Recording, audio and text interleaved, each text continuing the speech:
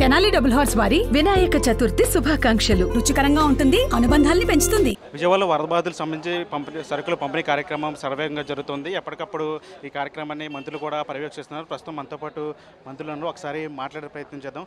దాదాపు 50% వరకు ఇవాళ మధ్యాహ్నానికి చేరిపోతాం. ముఖ్యమంత్రి గారి ఆదేశాల మేరకు ఇవాళ రేపు కూడా ఎట్టి పరిస్థితుల్లో కూడా మేము ప్రతి ఇంటికి సరుకులు అందించే కార్యక్రమం పూర్తి చేస్తాం. మిగిలిన సరుకులు ఫేర్ ప్రైస్ షాపులకి అందుబాటులో పెట్టి ఆ ప్రాంతాల్లోనే డిస్ట్రిబ్యూట్ చేస్తాం. నారాయణ గారు ఒక మంచి సలహా చెప్పారు. రీజనల్గా డివైడ్ చేసుకుని కొన్ని ప్రాంతాల్లో కొత్త సెంటర్ లాగా ఏర్పాటు చేయమన్నారు. ఆ కొత్త సెంటర్స్ కూడా ఏర్పాటు చేసి ప్రతి కుటుంబానికి ఎట్టి పరిస్థితుల్లో సరుకులు అందించాలనే ఒక లక్ష్యంతో పనిచేస్తున్నాం. కాబట్టి ఎంత కష్టమైనా సరే పూర్తి చేసుకుంటాం. ఇప్పటివరకు ఎన్ని లక్షల కిట్లు అందించారు? ఇంకా ఎన్ని ఉన్నాయి? అంటే దాదాపు 2,70,000 కిట్లు రెడీ అయిపోయినాయండి. ఇప్పటివరకు సుమారు 67,000 పూర్తయినాయి. ఇంకా రాబోయే 4-5 గంటల్లో ఖచ్చితంగా ఆ ఫిగర్ రీచ్ అవుతాం. బియ్యం నిత్యావసర సరుకులతో పాటు ఆ యాపిల్స్ అవి కూడా ఇంకో 2వ కిట్ కూడా ఇస్తున్నారు. అవి ఎంతవరకు? ఏమంటే యాపిల్స్ కదండి, ఆనియన్స్ పొటాటోస్తో పాటు ఉదయం వాళ్ళకి డ్రై ఫుడ్గా ఏర్పాటు చేస్తే ఎవరు కూడా ఆకలితో ఉండకూడదని ఒక ఆలోచనతోటి ముఖ్యమంత్రి గారు ఆదేశాలు ఇచ్చారు.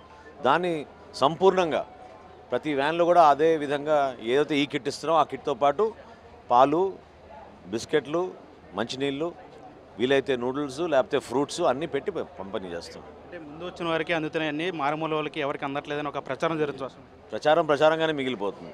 వాస్తవాలు ఏంటంటే ప్రతి ఒక్కరూ శ్రమిస్తున్నారు. ఎవరైతే బాధితులు ఉన్నారో అందరినీ ఆదుకోవాలని ఒక గొప్ప లక్ష్యంతో ప్రభుత్వంలో ఉన్న ప్రతి ఒక్కరూ రాత్రింబగలు పనిచేస్తున్నారు. అంతిమంగా వాళ్ళకి ఆ భరోసా ఇచ్చి నమ్మకం కల్పించేట్టు మేము పూర్తి చేసుకుంటాం. మంత్రి నారాయణ గారు ఉన్నారు, ఒకసారి మాట్లాడిపోయింది. సార్, ఎంతవరకు వచ్చింది సార్ వరదలకు సంబంధించి?